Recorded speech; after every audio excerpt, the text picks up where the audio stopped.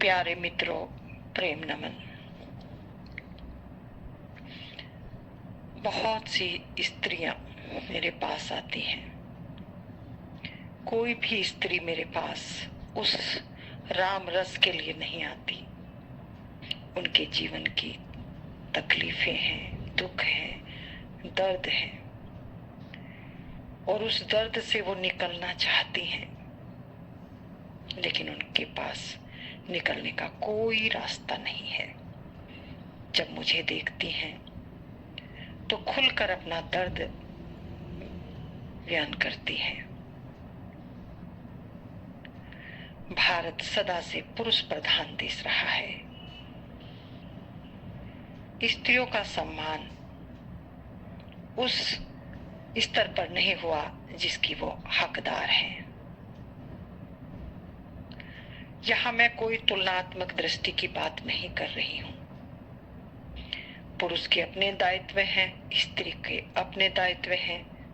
दोनों का अधिकार समान है।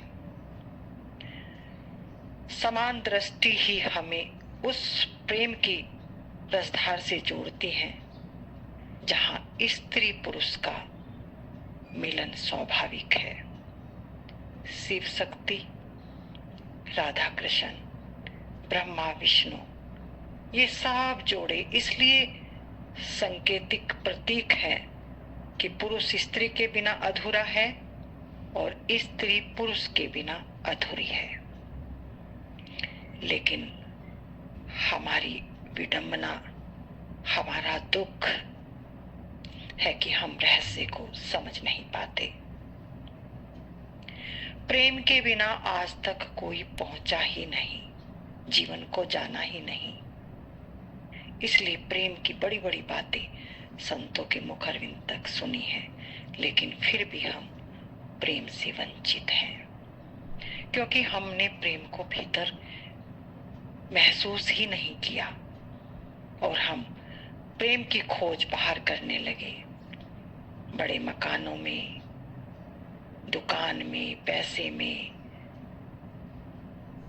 स्त्री में, पुरुष में, लेकिन जो असली खोज थी उसको हम चूक गए। ओशो ने स्त्रियों का बहुत सम्मान किया है और मुझे लगता है कि इस जगत में सबसे ज्यादा सम्मान ओशो ने स्त्री का किया है। मां कहकर पुकारा है, जननी, यानी जहां सृष्टि की भी उत्पत्ति हुई है। यदि उसके गर्भ में सर्जन करने की क्षमता ना हो तो यह सृष्टि का खेल खत्म हो जाएगा।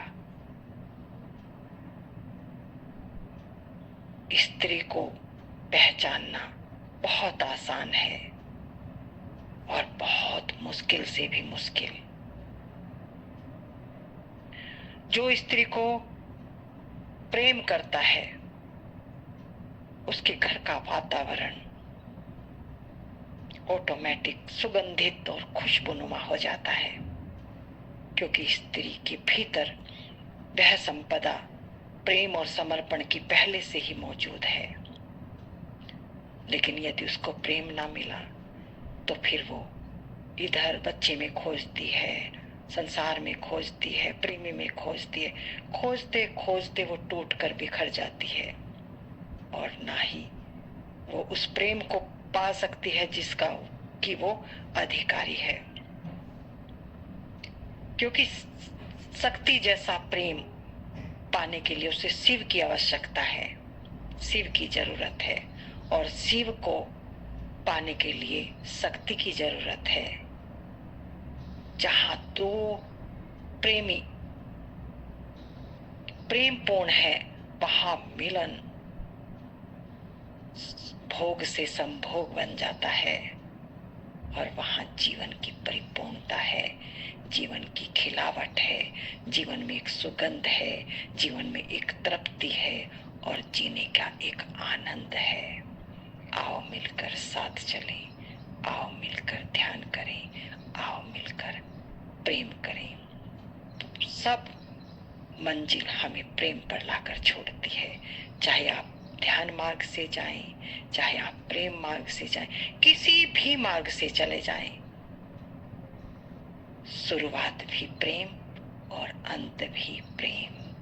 प्रेम किया तिन प्रभु पाया, बिना प्रेम वह हाथ न आया।